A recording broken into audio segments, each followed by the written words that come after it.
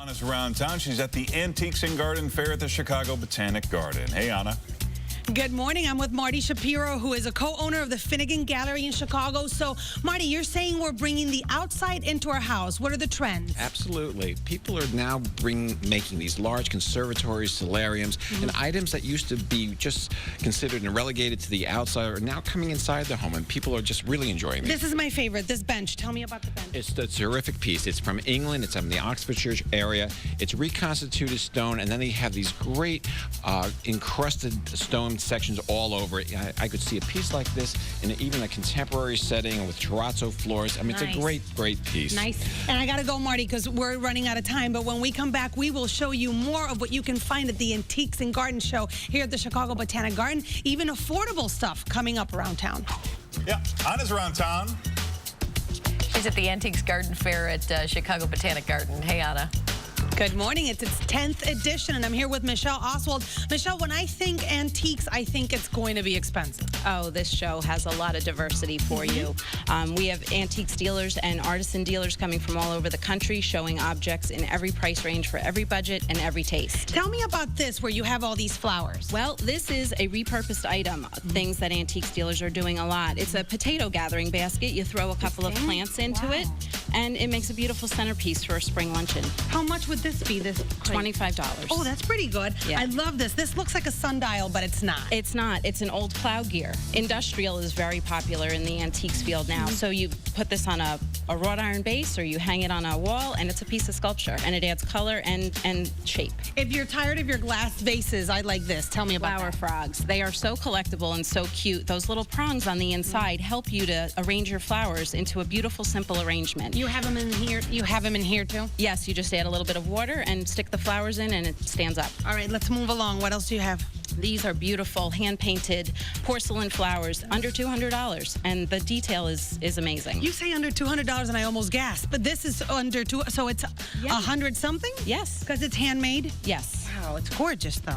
All right, beautiful. And then And then we have these beautiful $25 vases, a mounted butterfly specimen, bringing the outdoors in. that's what I've heard. That it's pretty much bringing your garden inside your house. Yes, and we have beautiful artisan design planters Over here.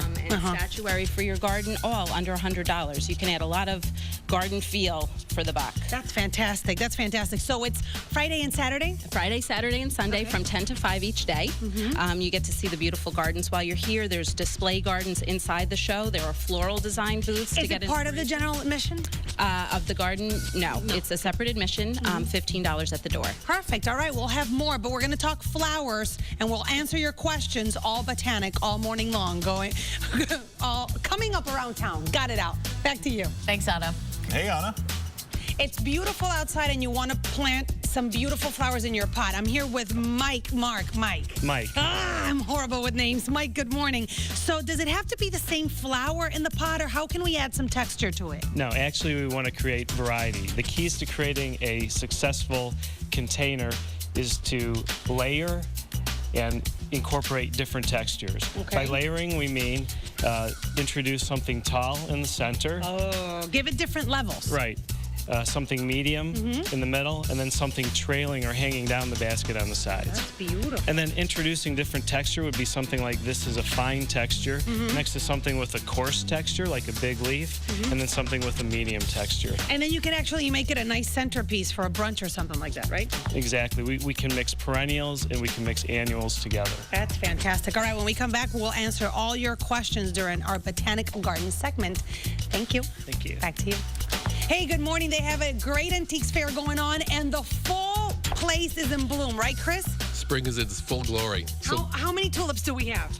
thousands. That's I what mean, excites me about here. There's hundreds of thousands of daffodils. The magnolias are flowering, forsythia, cherries, plums. We planted out 60,000 annuals like pansies, baby blue eyes, Iceland poppies. So wherever you go, there's tons of flowers. So leave a few extra hours besides the show for the outdoor gardens. To walk the entire place. Chris, thank you so much. I'm here with Nancy. Nancy, let's answer some questions. The first question is, can you suggest a way to combine spring flowering plants to make easy table arrangements? And it comes from Connie from Aurora.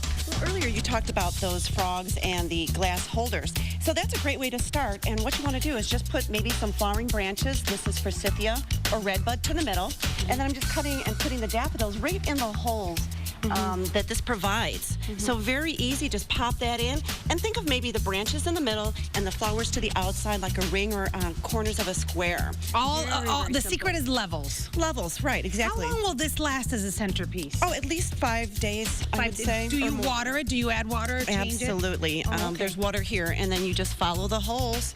Or in this one where it's a needlepoint holder, I just have the red bud right in there, and then the hyacinth around the side and some rocks around the bottom to kind of hide the medium that it's holding it. Perfect. Our next question is from Barb in Roscoe. I love the mossy aged look on containers. Can I make my pots look old? Sure, you can. I have a couple containers that have some of that kind of green, mossy look. There's one that's actually kind of purchased and has a kind of a real moss, but it's probably glued on.